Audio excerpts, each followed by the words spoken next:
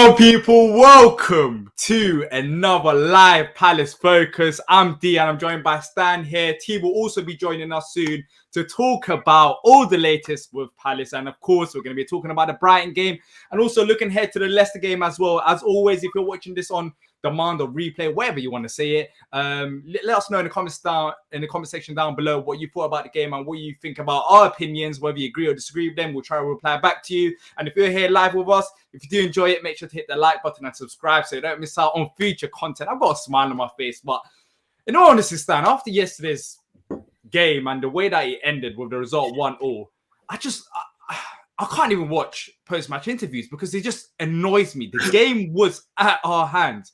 It was a 95th minute. Disappointing to concede in the last second of the game, literally. But what did you make of the game overall? I thought it was a solid Palace performance, but it was just the result that was disappointing. I thought we were excellent for 94 and a half minutes. Even 95, we were excellent. And then two mistakes. Well, you know what? There was three mistakes in the game. And those mistakes cost us. We can talk about, I know that people on here are going to defend him, whatever. Jordan Ayew needs to get the fuck out of this team. He needs to get out of this club. Steve Parish and Dougie Freedman need to call him into their office today and say, rip his contract up in front of his face and pay him up. Off you go, mate. You're not good enough, mate. He wouldn't even get a game at Sunderland. He won't score goals in League One. He's washed. He's a cart horse, mate. He's rubbish. But are you saying that due to the chance that he missed? Did he actually have that much of a bad performance yesterday? He cost us the game, mate. Look at him. Look at the stats for him. One successful pass, I think, or one attacking pass successfully made. Apart from that, nothing, mate. He runs into blind alleys. He passes sideways here and there. He's got no pace on him, and he couldn't hit a barn door, mate. He could not hit a barn door. So, in my opinion, you got to get rid of him. He hasn't scored. He hasn't had a meaningful contribution in over a year to a game. A goal or an assist or anything. He hasn't had a meaningful contribution to a game in over a year. And that's what it is, mate. That is where... That's it. I wanted to start with the positives, but let's start this Jordan Ayew chat then. So, as you're talking about Ayew, were there anyone else in the lineup that you was thinking maybe they shouldn't have started, or is it just the case of Ayew? And why do you think Vieira is starting him then? As you've been saying, he hasn't scored that many goals, and I think Vieira said it after the game as well, how he needs to try and bring his confidence back. But why do you think he's forcing him? Because personally, there had to be one change in this game. And I said it before, and I'm not just talking about Ayew's chance. You can look at my tweets before. I said that Jordan Ayew needs to be dropped for Olise, due to the fact that, Olise is just a better player. Whenever he's come on, even against Liverpool and our last home game against Tottenham as well, when he's come on, he just looked brilliant. He hasn't had anything wrong with his game. So he needs to start for us. But there were some people saying that Ayew's work ethic is so great that he needs to start. Look, no. If it was under Roy Hodgson, I would understand the work ethic comments because, we were defensive and you needed to work hard to go and get that clean sheet. But as a football club, I reached this stage where we're not going to grow if we keep talking about work ethic being the reason for a player to start. You give me the fitness coach, and trust me, I'll run for 90 minutes as well. We act like Jordan Ayew is flash on drugs. He's normal. He works. He works like everyone else. He's not running all over the pitch. If I played for Palace, I'd work hard. I wouldn't do much, but I would work hard. The reason Olise's not in is I just think they're trying to get him up to speed. The Derby game is a big game to bring him in, okay? I'm not going to cuss Vieira too much on this. If he continues to persevere with Ayew, then obviously my opinion's going to change. But honestly, I don't know what Ayew's doing at this football club. I don't know what he's doing at this football club. I would have marched him into the office this morning. I'm going to go, there's your freaking contract, mate. Get out. That's it. There's your £1 million for the season. Get out. That's what don't you think he'll be good off the bench though? No. Just for contribution last 10, 15 minutes of a game. No, nothing. He's got the experience. But why? But why? Why wouldn't he? He's not up to the standard of the Premier League. Mate, I would have put that away yesterday. And yes, that's frustrating, but that's only one chance. And I'm 36 years old and about a stone overweight, mate. But I would have put I would have put that away, or I would have squared it to Wilf. Do you know what I mean? So, like I said, there was two other mistakes in that game that cost us. But Ayew is like, he needs to be held accountable for that, and he should not be playing in the Premier League. And I've said this for months, mate. Even when he had his 10 or 11 goal season, he was rubbish. Okay, no, you can't say that. He said we had this debate with you, and I had this debate with you and T before as well. He wasn't rubbish in that season without Ayew and Vicente Guaita, which we're going to be talking about. In that season where we scored only 31 goals and we stayed up, without Ayew's contributions, we would not be in the Premier League right now. I don't think we will be in the Premier League right now. You talk about 9 or 10 goals, but them 9 or 10 goals out of 31 is significant. How many of them were like lucky rebound, lucky? Yeah, but it doesn't matter. It doesn't. When Ronaldo scores a goal, no one talks about him being a lucky rebound. But that's what Ayew was doing as well.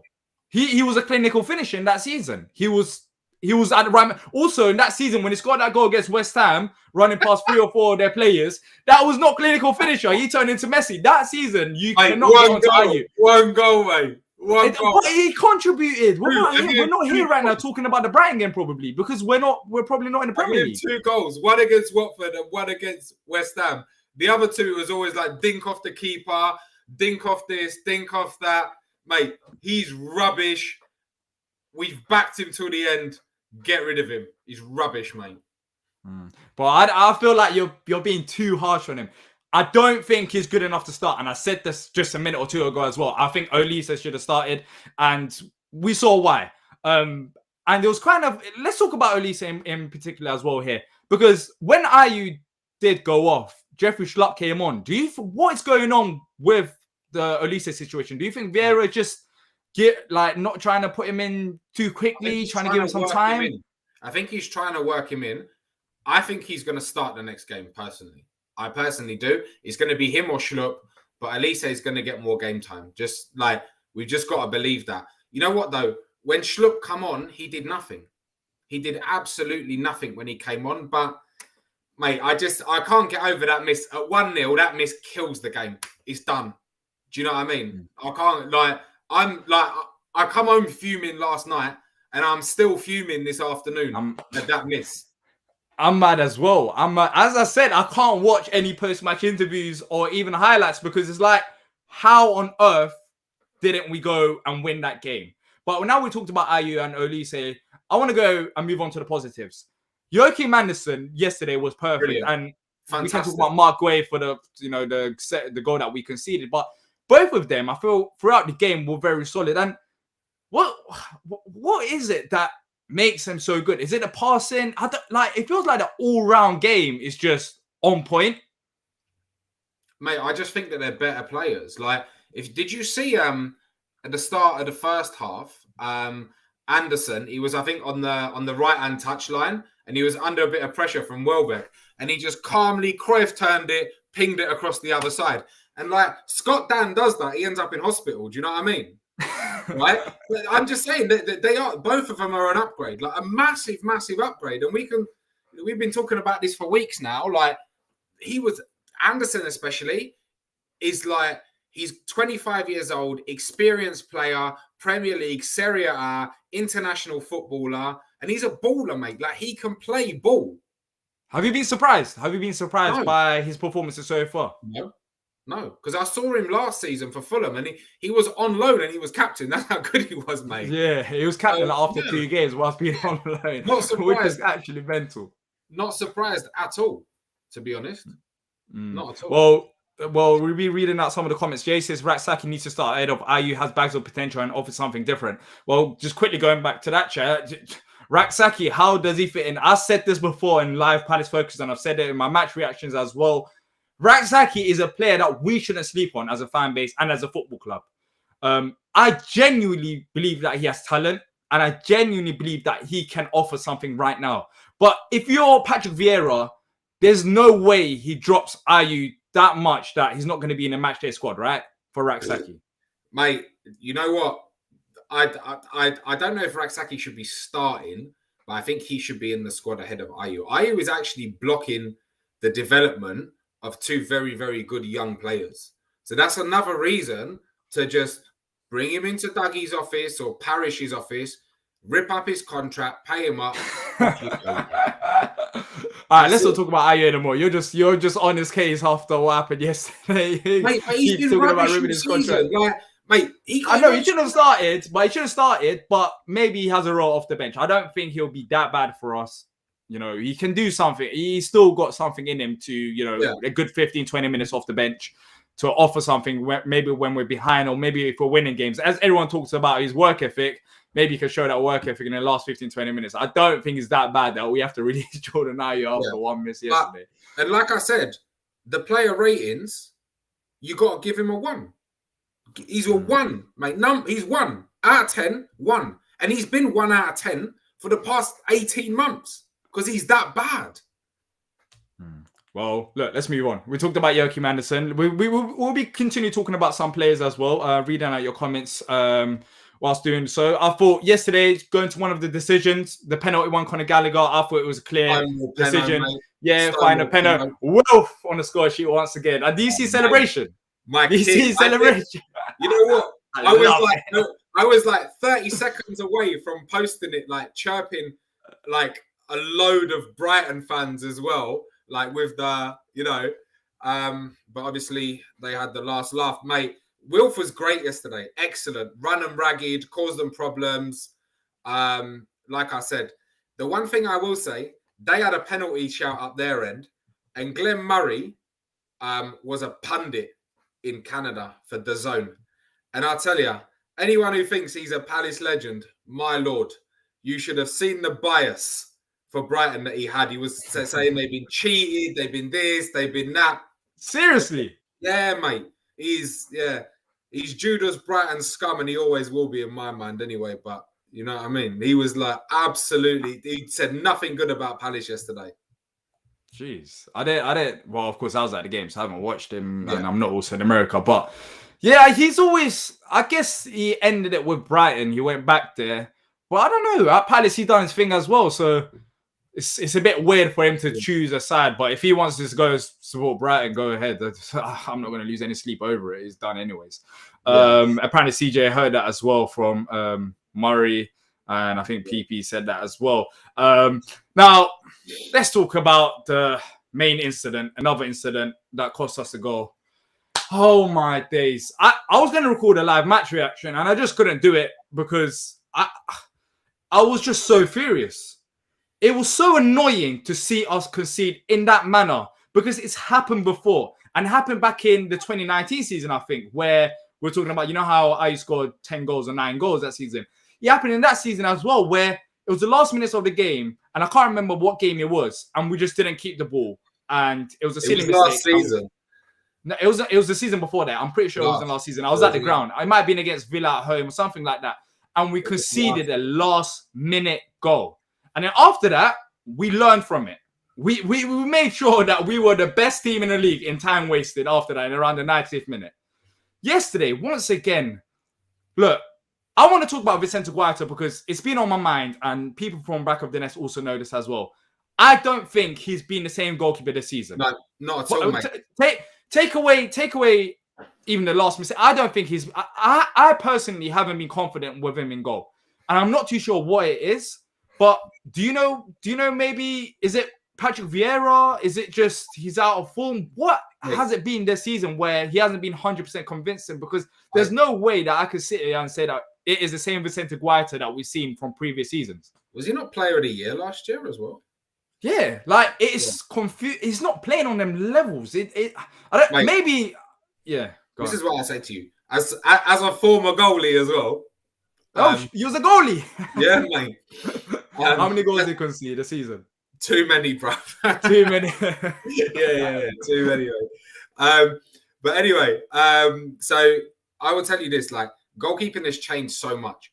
He's a bit of a Roy Hodgson keeper. Like he's not a Wayne Hennessy or like a big lump goalkeeper.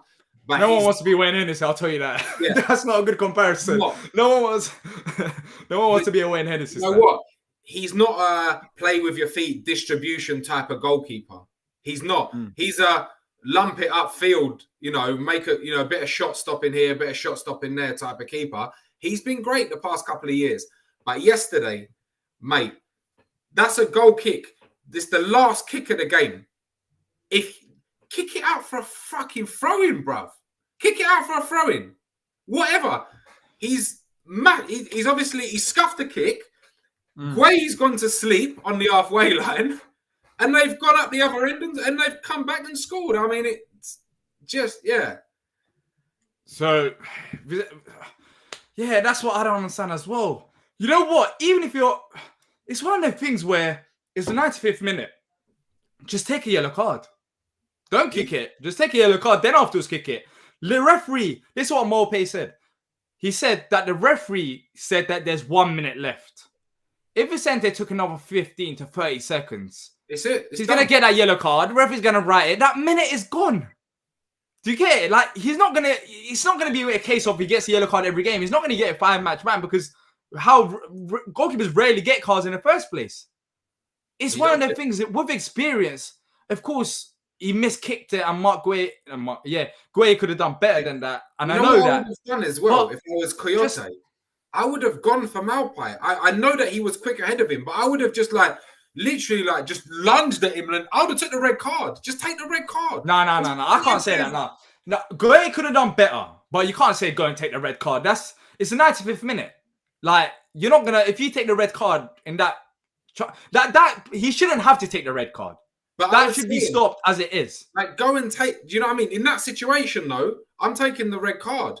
Do you know what I mean? Like, I'm taking it because there's enough players on the bench to cover for Coyote, and we come back with 3 points. Take the red card. What's going on? Look, I don't know how 17 minutes has gone by already, but we're talking about everything about Brighton. I know you're late to the party, but quickly, let's have your thoughts before you join in with the chat about Guaita and the last goal. Well, boys, I've had about 24 hours to think about this. Vicente fucking Guaita. Just put the ball out. But what do you make of the performance, though? What do you make of the performance? You know what? I was positive. Just kick it out for a corner. Whatever. Yeah. Honestly. Give him a corner, whatever. Because they wouldn't have scored from it. The clock runs down. But to talk about the performance was great, man. Fantastic. I thought we dominated that game. Like, there was even, honestly, with the reality of being up 1-0 and knowing that, of course, one goal ties it, which it did. Prior to that, the feeling of being up 1-0 felt like being up 3-0 because I never felt like they were threatening us to score a goal. You know what I'm saying? So, I mean, and that says a lot about how we were playing defensively and how we were controlling the ball in possession. So, but it hurts, though, because to have that good of a performance, to be that convincing overall, but only to get 1 point out of it is frustrating. Mm-hmm. Yeah, it's just frustrating. It feels like a loss.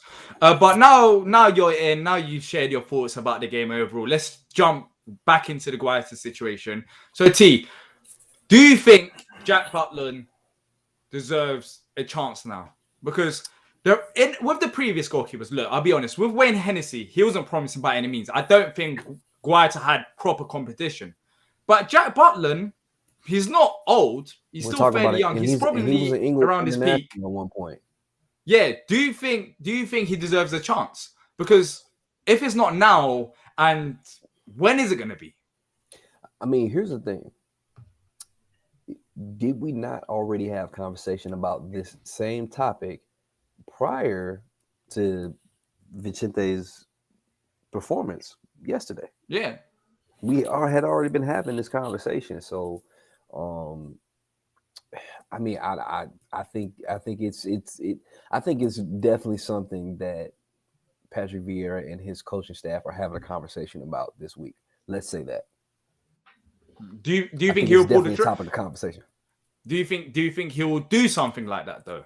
Because it will have a big impact. If you're first in goalkeeper and your manager takes you out after a mistake like that in the 95th minute, that could impact his confidence as well. So it's not going to be an easy decision for Patrick Vieira.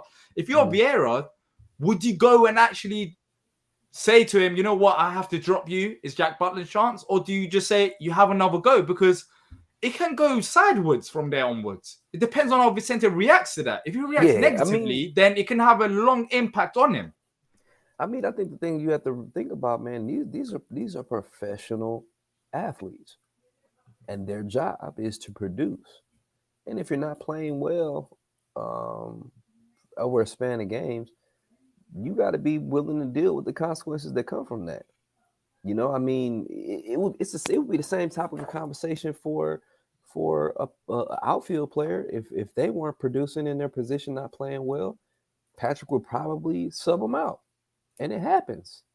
But you know, you would hope that if he does make that move, that it wouldn't completely crush Vicente's confidence, but more make him say, "Okay, man, I need to get back to the drawing board. I need to figure out what I'm doing wrong. I need to better myself." You know, if he does crumble under the pressure, then maybe that's a sign. You know what I mean? Maybe that's a sign that we need to do something different. I mean, I don't know. Yeah. Well, talking about Vieira, I just want to give him a shout out to him because in this game, for the first time in the last 3 to 4 years, we dominated Brighton. I felt tactically he got it spot on. 100%. And lots of people are going to be talking about the mistakes. Lots of people are going to be talking about individual performances. But if we're talking about tactics, Graham Potter versus Patrick Vieira, yesterday there was only one winner, and it was Vieira. And there's no debate about that.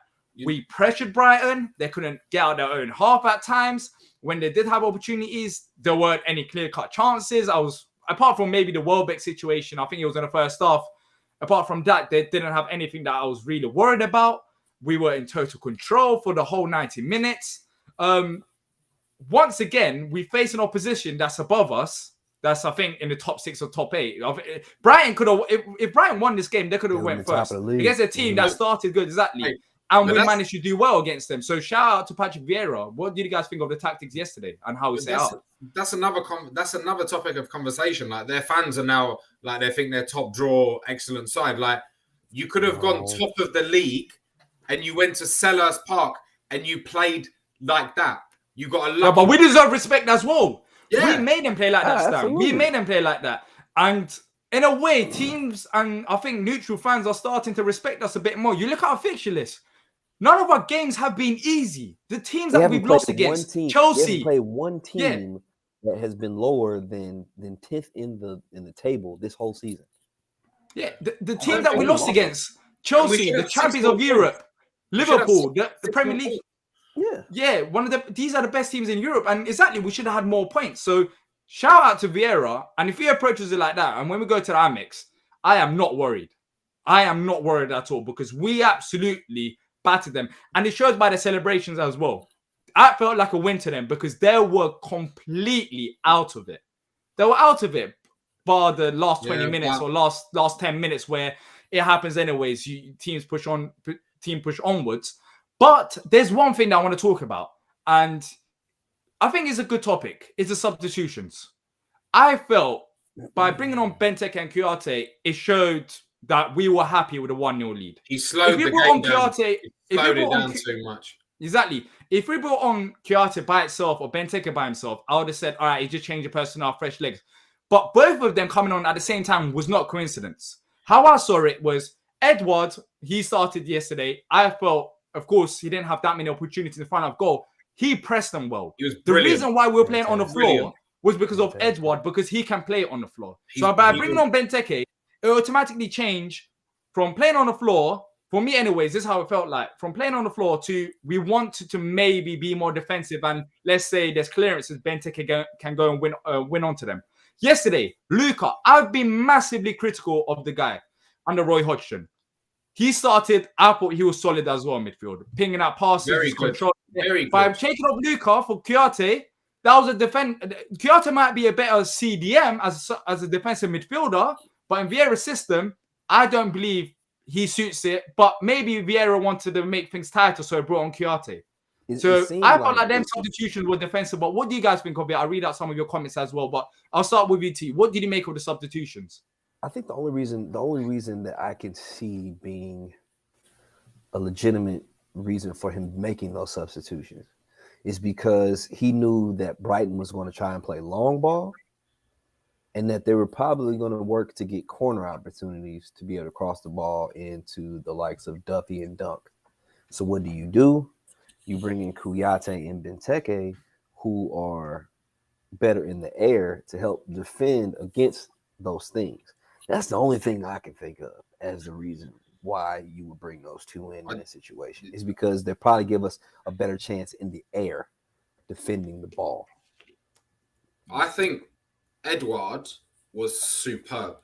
Yes. I think running the channels, running the lines, lay off here, lay off there, take a shot when he could, superb. And he caused them no end of problems. Do you know what I mean? Like Dunk and Duffy, who apparently are two world beaters, and I think Dunk's going to play in the World Cup for England. And yeah, I mean Shane Duffy, I don't know what he was doing playing in Scotland last year. Oh, don't start me on Shane Duffy. Honestly, he should be playing for Real Madrid or something. Yeah. Don't start me on Shane Duffy. He thinks he's bigger than he is. Who is Shane Duffy?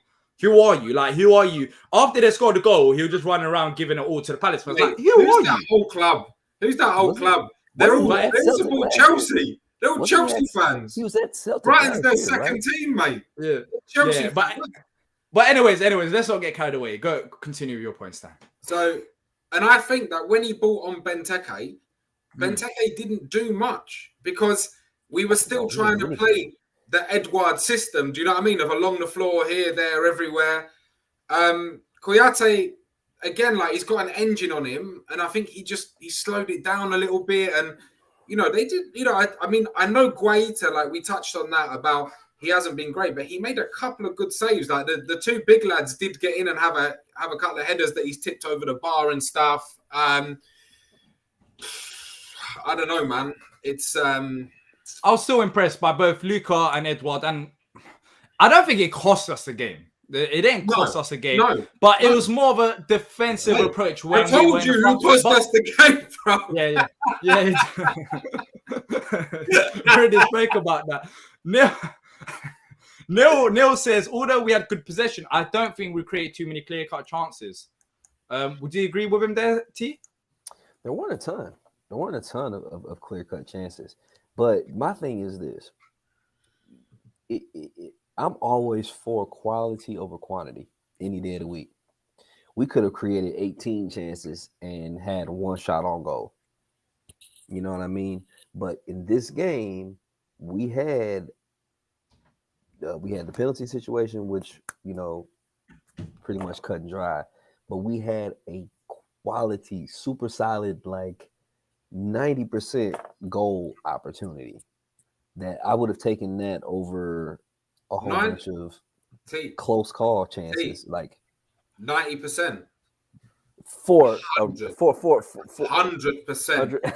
Any other player puts that away. You know what I was thinking? Like someone like Josh King, who was available on a free, puts that away. But I think guys on our bench put that away. Koff, Elise, and Raksaki. Both of them two. Not on the bench. Raksaki was on our bench, but Elise, I think he puts that away. Right, Schlupp, even Schlupp probably puts it away. I think Jack Butland puts it away. Jack Butland puts it away, mate. Yeah, I think it was disappointing that it wasn't even on target. It's like you should have scored that, but the fact that he didn't go on target, it was like there's something clearly wrong. But Vieira noticed it. We don't want to keep talking about Jordan Ayew. Vieira's talked about it. Let's see what he does next game. Matthew says set pieces were poor. Deliveries were poor. That was the only Lucas' delivery from set pieces very poor. The bad part about his game. Do you think were terrible? Do you think Conor Gallagher should be on set pieces like permanently, whatever they are then? Because he's been solid with them so far, and he did. I think he did take a couple yesterday. I was recording in the stand video, so I don't remember everything in particular. I do remember each individual performance, but not every single situation on the pitch. I think I did see Conor Gallagher in some situations. They were rotating between the two. Yeah, I mean, out of the guys that were probably on the pitch at the time, I guess you would go with Conor Gallagher. Patrick made a good point yesterday. He's like, honestly, right, the person that's been the best at those set pieces has been Gyro. But yeah, He did say that. He did. Yeah, I mean, it'd probably be Gallagher. I mean, unless you just want to, I see a lot of teams just let their right back or left back take them too. I mean, they do a lot of crossing. So I think Lucas' set pieces were terrible, but he had a good game. He was good in the middle of the park. I think until Eze comes back, which I'm hearing is sooner rather than later, and he can take a set piece, Yeah. I mean, as far as corners are concerned, I definitely would probably give it to Gallagher. The one person I do want to see get a shot at like direct free kicks is Edouard. Ooh, I don't know. I haven't seen him. I haven't seen him in this situation. Hey man, I've seen him hit some ropes. No, I haven't seen it. But if Edouard can take them, I don't know. I don't want to be critical of Luka, but set pieces he might not been that great. But Luka hasn't been that great on set pieces for a long. Like he hasn't felt. Yeah, he hasn't got a very long time. Yeah, for a long time now. Just quickly, we'll talk about a couple other things before we move on to the Leicester game. So we got a comment from Film Review Show. We weren't incisive in the final third, press him into so many areas at the back, but Olis, Hughes, and Raxakis. Who would Hughes come in for? We're talking about lineups for the Leicester game, but have you guys been surprised about Hughes' lack of game time as well? He hasn't had any game time so far for Palace, and it seems like he's behind Luke. When does he get that game time? Because it seems like Luka and Kouyaté are rotating midfielders right now, and it seems like if it's not them two, then Gyro could come in. So where does Will Hughes fit into that unless we have injuries? I think you'll see very soon. Like he'll probably make his debut against Leicester, come on as a sub, I would think, and he'll be in there. Like I think we've got to realise as well. Like this team is still finding its feet a little bit. And look at the football that it's playing as well. It took Graham Potter. How long's he been there? 4 years? 3 years? And they haven't beaten us once. They haven't beaten us once. And it's taken him so long to get them playing against not the best teams and getting up the league. Like, they're in a false position, mate. I think as devastating as it is to lose those 2 points and come away with a draw, I think there's a lot to be positive about. And I think that we've got to realise that we're only 5 weeks into the season, and look how good we look. Yeah, to be playing that good, that well after such a short time is very impressive.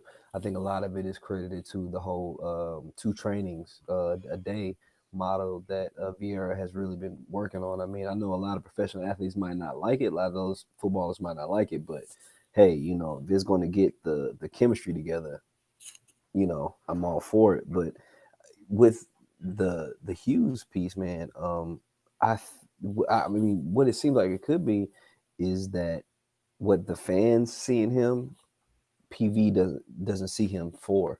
I think he could see him as squad depth, and that's it. I thought he would start. I thought he would start ahead of Kouyaté. I don't mind Luka playing that role for you. Yeah, I mean, I think a lot of us fans might have thought that he was coming in to really play a significant role. I think he hasn't had much training. He hasn't had much sharpness. So I think they're easing him in gently. So yeah, because he wasn't doing anything at Watford, hardly at all during that whole process. They had him working with the young kids, and they said he was barely even getting reps there. So I don't know. Before we move on to the Leicester game, quickly, Stan and T, your man of the matches for this game? Mitchell. That's the answer. Mitchell. What are you guys talking about? Mitchell. That's the answer. We haven't talked about him, but I quickly wanted to mention him as well. He was brilliant, mate. I think for me, Anderson was the man of the match. For Mitchell was brilliant. They were all good. Gay would have been up there as well had he not fallen asleep. I was giving it to Will. Wilf, yeah. I want to quick shout out to Mitchell before we talk about the Leicester game. You know what? It's reached that point now where we're going to talk about all the other players, but Mitchell is just because he's so good every week, we don't have to talk about him because he just does the thing. He's not getting talked about because he's the most consistent out there. Exactly. He's in one of the least, I guess you would say, popular positions on the field. You know, but what I'm it's saying? very Nobody, effective though. yeah, He is but effective down there because overlaps nobody with tends he to, helps him. yeah, nobody tends to glorify fullbacks. You know what I Mm. mean? But that dude is playing great. He's not putting a foot wrong when he's out there. And the best part about it is we've seen his progression within this system. We could see how he went from not as comfortable on the ball in certain situations, or a little bit worrisome at times, to now he's playing free flowing. You know, he just has no problem being on the ball, making turns, you know, dribbling, and he's got the ability. So why not? So I mean, I'm super impressed by Tyron Mitchell. I just want us to have that same type of balance and link up on the other side now. Yeah. Well, before we talk about the Leicester game, I'll quick mention to our sponsors, FansBet. This season, we've teamed up with them, the fan-led sports betting company committed to supporting charities and causes which are important to the fans. Do check them out at fansbet.com and claim your bet 10, get 10 plus 50 free spins. Welcome offer. The link for this is in the description section. Terms and conditions apply. Full details on the site. 18 plus. Please do gamble responsibly. Visit begambleaware.org for more info, and do check out FansBet responsible gambling tools. And you'll also see me on their YouTube channel tomorrow talking about the Premier League in general. So yeah, make sure to check them out. They're helping us run everything right now. It ain't cheap to do so. So yeah, thanks to FansBet, great sponsors, and yeah, check them out. Link will be in the description down below. Now let's talk about Leicester. Just quickly, there's a guy called Neil Dulak. He mentioned Joel Ward. I've got to say, he was brilliant yesterday. Really, really good. Yeah, battled all the way. Mm-hmm. This season, his game has gone up another, another notch as well. So he made a couple plays on the ball that were really impressive. He had a nice little chop behind his back against a guy and made a play, and the one where he took on like 3 or 4 Brighton guys in order to keep the possession and got that ball out of there. I was like, man, he's been playing great too. It's just I wish that, and I'm not saying that this is his fault necessarily, but I wish there was more link up between the right back and the right wing on that side. You know, a little bit more fluidity there that we haven't really had to this point. I'm still the firm believer of Nathan Ferguson. If Nathan Ferguson comes back fit, I feel like I love Wardy to bits, and he's done a great job. But with the system that Vieira's got, you can see in Mitchell, like he's good defensively and going forward. Wardy, he's been solid for us, but as with the Ayew situation, just because he's been half good, it doesn't mean that we can't do any better. Which with Ayew's debatable if he's been half good anyway. Nathan Ferguson. But you know what I mean. Forget Nathan Ferguson. He's not coming, mate. He's done. He hasn't played in 2 years. Forget him. Well, we're gonna ease him in, and people are sleeping on him. If he reaches the form that he was at with West Brom, pushing forward and defending, he's quality. He's quality, and he's going to be massive for us. I don't think it's going to happen. No, it's going to happen, man. It's going to happen, but if he comes in and plays well, I can't wait to see the smile on Stan's face. Exactly. You know what? Yeah. I hope so, but I'm just telling you now, like, if you haven't played football for 2 years, you've been on the treatment table for 2 years. Well, hopefully he comes back stronger. I still have belief in him, and if he does reach levels, trust me, he's going to be like a new... Well, he's basically going to be a new signing. He hasn't played a game anyway, so I guess he's been signed, but he hasn't had his debut. So whenever he plays, it's going to be like a new signing, and I think it's going to be massive for us. Leicester. Now, I want to start this conversation off with, we've got so many draws now against all these top quality teams, and we lost against Chelsea and Liverpool as well. Looking at the Leicester game, is it now time for us to go and win these games? We've got some winnable games coming up, and starting with Leicester, what do you guys think? Is it like not a must win, but now we have to now push on and not use any excuses facing all them top 8 sides, because Leicester haven't started that strong. They lost to Brighton, which was controversial because the referee was abysmal in the second half and they did score 2 goals. But surely against Leicester, we should be looking to win at this point. I think so. They are a good side, and we should not underestimate them. They've got players that can hurt Palace, but we should be looking to win. Like, we should be going out there with the winning mentality. They're playing in Poland on Thursday night in the Europa League. They're going to be tired. They haven't got their squad depth isn't all there. You know what I mean? They haven't got the players to rotate. there should be no excuses. We should turn up the Selhurst and put them away. And that's not because they're a bad side, but we've got the advantage. We've had more days off, and it's time to show what Palace are all about. And they're not on good form right now. They're not. Yeah. Like, and I think that's important for us to take into account is that they have a European game shortly. Literally a Thursday to Sunday, man. It's not easy. That's for what Stan just mentioned about a team with not a lot of squad depth to have 2 days before another match, and y'all not playing very well before that. That's tough. That's tough, and they got to come into a place like Selhurst. They're dodgy at the back. They're dodgy at the back as well. That Soyuncu's, he's been ponied like this year. Yeah. Who's the other one that plays up with him? Because people Westergaard. Yeah. People are figuring him out, man. People are figuring that Soyuncu dude out. He's a bonehead. He's really a fake tough guy. He's a waste man. Yeah. Whoa. Man, I talk about him, you know. He's Turkish. In footballing terms, he's not very good, is he? He's still you know what's happened? With him, he's just been out of form ever since the Euros, and I don't blame him because the Euros were absolutely so. We were awful in the Euros. We were awful in the Euros. But watch him come and have a blinder now after I called him away. Man of the match performance. 2 goals, scores 2 headers in a corner, clean sheet as well. Well, you can see how important Fofana was to their massive to their center back pairing, because that dude was extremely athletic and actually a really, really good player. Like, I know they're missing him like crazy right now. So, talking about the lineup now, do you think Vieira makes any changes after that performance? Because why though? Because there's only, of course, I know you're going to talk about. That's no rocket science. If you've been here since the start of the show, I know you're going to mention. But don't you think the performance was good enough for the whole 94 minutes that, you know, he goes with the same lineup, because we absolutely dominated them? No, not good enough. Are you in the stands or permanently suspended from Crystal Palace Football Club? Gone. Oh, jeez, man. He ain't that bad. He ain't that bad. Elise in for Ayew or Schlupp, either one. What else? That's the move I'm worried about. I'm worried they're going to put Schlupp in there in the starting line. Yeah, let's start with one at a time. So, Schlupp, why are you worried about that, T?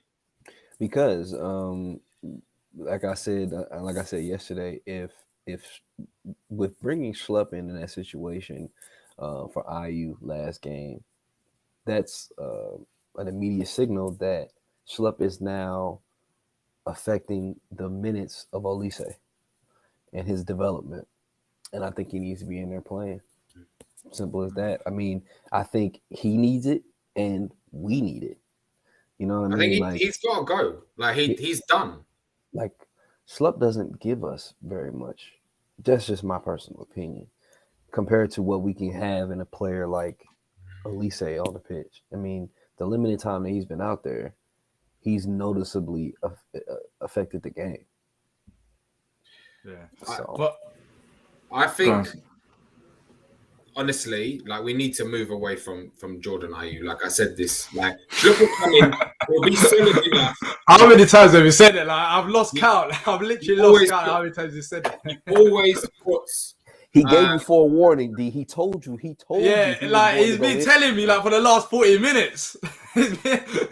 We talk about Vicente Guaita. He still mentions Jordan Ayew. He's like, he literally wants him out of the team. He doesn't want it. He doesn't want him at the club at this point. So I think either Olise or Schlupp. Olise, if he wants to go at who plays fullback for Leicester? You've got Ricardo Pereira, and on the left hand side, who is it? I'm not actually too sure. I can actually double check it for you right now to see who played against Leicester. But out wide, Castagna plays fullback. Yeah, that's a shout. But I'll double check anyways. Yeah, but are they like? I haven't watched much of them, so I'm just trying to think, like, how is what's it called? Like, Schlupp might be better because he's a little bit like, there's a bit more solidity. But if you want to run at him and cause him problems, obviously get Olise in and just let's see what the kid can do. Do you know what I mean? They've been shaky. I haven't watched all the games, but I've been reading stuff and Ryan Bertrand. Yeah. That's it. Yeah, and get Olise on to send him for a hot dog, mate, because Yeah, because that's what. Because he 100% will. Yeah, because he will. You know. Any other changes in midfield or in defense? No. I could see. I mean, I wouldn't be surprised if he made an adjustment in midfield, but I wouldn't say it's necessary at all. And then, of course, what we've been talking about with the possible goalkeeper thing, you know. But I think Guaita deserves a few more games before he gets dropped. I think I do too. I don't think you'll drop him as well because it'll just look bad because it was his mistake in terms of him not being able to kick it out. And if he drops him because of just that, then it'll be like it'll just have a negative effect basically. But I would say is that he needs to have a convincing performance. Given those additional games, he needs to have some convincing performances. I mean, I would have considered this one to be a pretty convincing performance outside of that mistake. Honestly, I mean, there was I think there was maybe one where he batted it rather than catching it, but he actually came for the ball a little bit better last game too. Yeah. Well, look, Nick is. I'm gonna try to get Nick on to the stream as soon as possible. Whilst I sort that out, Benteke, is there a shout for maybe Benteke starting up front if their defense is shaky? No way. But if their defense is shaky, I'm just saying that there was that. Why not? Why not? Go on. Because he can't press. Run the lines, because mate. He can't press. See Edouard yesterday. You want to have Edouard in this game to press this team from the back because they are not good at the back. Soyuncu has been poor on the ball. Neither of those guys are good on. Yeah, neither of those guys are good on the ball. Vestergaard. Vestergaard was poor at Southampton. I can't believe they bought him. You need to have somebody in there to press those center backs. And in Vieira's system, that is that's one of like the number one duty of the center forward is to pressure just the center backs if you watch. So I think it's definitely got to be Edouard here. Well, look, we're joined by Nick. If you guys want to join us as well, the link is in the comments down in the comment section to let us know what you think about the game. Nick, you joined us late. We're talking about the Leicester game now, but if you want quickly, what do you make of the Brighton game and talking about the Leicester game? How do you see that one going as well? Well, I've just been talking about the Brighton game on the podcast that we've just been recording. So yeah, I just wanted to. Dan, Ayew isn't that bad, mate. He has a 95% pass rate, 37 successful passes. He keeps the ball. He doesn't matter. He's kept the ball and allowing other players to come in. He's having a bad spell like Benteke did. Everybody wanted to get rid of Benteke when he could shoot the toffee. Ayew hasn't scored for 748 games. Perhaps, yeah, that's the thing. Keeping Elise out. Elise's coming back from injury. So, maybe they just want to keep him with kid gloves and use him as an impact stop. You saw the effect he had when he came on against Chelsea. Chelsea didn't know what to do with him. Can you have him on at the start of a game? Who knows? You want plan Bs to come on later and unpick sides if things aren't going that well. That's all I've got to say on that. Leicester game's going to be interesting because they're having a bit of trouble, aren't they? I think people are beginning to find them out. And they're having a few injuries. Leicester, the season they did really, really well was the season that nobody got injured for them. So they haven't got that consistency with their team. They've got a different manager as well. So they're going through a rough spell. But yeah. Sorry, a bit of a rant. Mm-hmm. No. I like it. I like someone who's on the other side with the Ayew situation. I just want to go back to that. I'll tell you what's going to happen now. It's going to be like Benteke. He's pony for a long time. Contract up in the summer. Last 10 games, bang, bang, bang, new deal. That's what's going to happen. And we're going to have to live with the nightmare of Jordan Ayew for another year or two. Stan, don't you put that voodoo on us. Nick, do you agree? Nick, do you think we've been overcritical of Ayew as a fan base after yesterday's game? Do you think the focus has been on him too much when it wasn't even his mistake that led to the goal? Every team has to have an scapegoat. And if it ain't Ayew, it's Ward. People started picking on Ward around me yesterday, and actually, by halfway through the first half, they had no, but because Ward was the easy one to pick on. Everybody's got to have somebody to pick on, and it's either Ward or it's Ayew. They stopped moaning at Ward yesterday because he was playing well. He had his best game in a very, very long time. I watched carefully because I thought, right, he's going to get coated. And yes, he cost us the game with that miss. I mean, I've watched that shot back over and over again, and it's pathetic. But the fact is, he was there to make the shot. He's not as bad as everybody's made out. But yeah, just getting assisted a couple of goals. But at least I think they don't want to ruin him. Like Ferguson's been ruined by injury, bringing them back too early, or Wickham. You know, I think they're a little bit worried about that. Jay says, "What's the point of being able to pass but can't finish? He's a striker and a right winger." He's not a striker. Yeah, that's true. He's not a striker. He can't even strike. He ain't a striker. He's not, and he ain't a winger because he's got no pace on him. He can't put a ball in the box. I don't know what he does. What, Nick? Do you start your next game then? Do you start in next game because you seem like you're backing him? So I guess you do. No, I'm not backing him. I'm just saying he's getting slagged off too much. I think he's over the top. You know, it's due some criticism, but I think he's overboard. I think it's being harsh. And as far as I'm concerned, that goal he scored against West Ham, he can't do any wrong in my eyes. Just that moment. In all them years of shiteness under Roy, that is a shining light, and we could never take that away from him. Like we could never take Pardew's goal against Liverpool away from him, even though we all hate him now, you know, because of what he did when he was here last time. You know what? It was so bad last season at one point that I actually thought I'd take him back. Pardew? I'd have taken Peter Taylor back. I wasn't being serious, obviously, but like I would have rather have watched us under him than under Roy Hodgson towards the end, you know. I'd have taken George Burley back, mate. I was on the verge of quitting. Yeah, I was on the verge of quitting watching football. If Roy Hodgson was, I actually hated it. Like it reached a point where I love Palace, but he made me, yeah, he actually made me like dislike Palace for no apparent reason. Like he was just so negative. Yeah. It was like, what is the point of watching it? But anyways, I'm not here to talk about Roy Hodgson. Nick, before you go, score predictions. We're at home, aren't we? What time's kickoff? 2:00.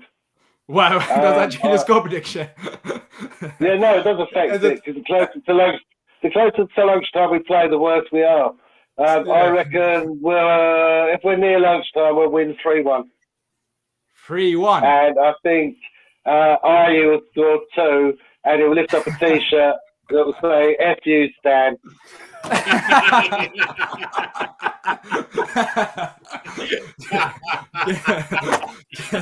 Listen, I hope he does that. I'll happily take it. First of all, if he does that, Stan, there's no such thing as bad publicity, and Stan is massive. Exactly. If he does that, Stan, I'll be like, who's Stan? Exactly, he'll be like, Stan. Be like, Eminem, it's your biggest fan. This is Stan. Yeah. But anyways, good chatting to Nick. Yeah, good chatting to you, Nick. Nice one, mate. Yeah. And also, make sure to check out the podcast. They're gone. Yeah, hopefully see you Sunday after the game. I was going to get on with you last night, T, but A, there was no link, and B, I was queuing up 90 minutes to try and get fuel. I don't know if you've heard what's happening over in the remember, yeah, I saw you said that. See that. Yeah. You had no link in the chat, man. What was going on? I put the link. He didn't want to hear you. I put the link in the very beginning. I tell you, I didn't do it multiple times though because I was going in on so many people during that damn chat. Oh, yeah.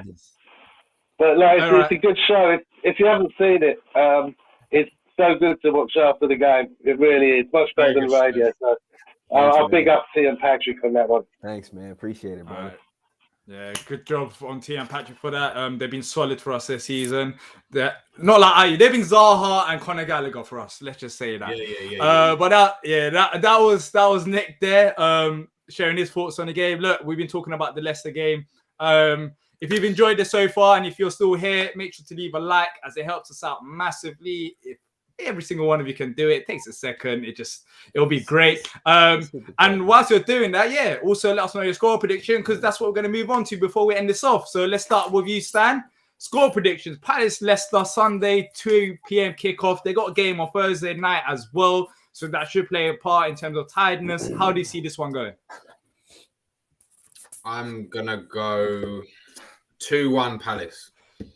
2-1. I'll take that. I think Vardy will score for them, and I think Odson, Edward, and Zaha for us. All right, cool. I'll take that. T, are you on the score sheet? Is it gonna happen? I hope Ayu isn't on the squad sheet, first of all. But he's gonna start. Watch, he's gonna start.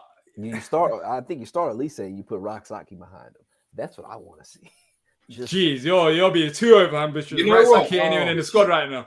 If he starts many more games, then I might stop watching. That's how much I hate him. You'll be watching. Don't I say that? You'll be watching. well, let's see your reaction when he scores a goal this weekend. Yeah. T, who's scoring? Did you even say a score prediction? No, I didn't say a score prediction. Yeah. I'm also going to go 2-1. No, you can't do that. That's the rule. You can't do it. You can't go 2-1. You said 2-1.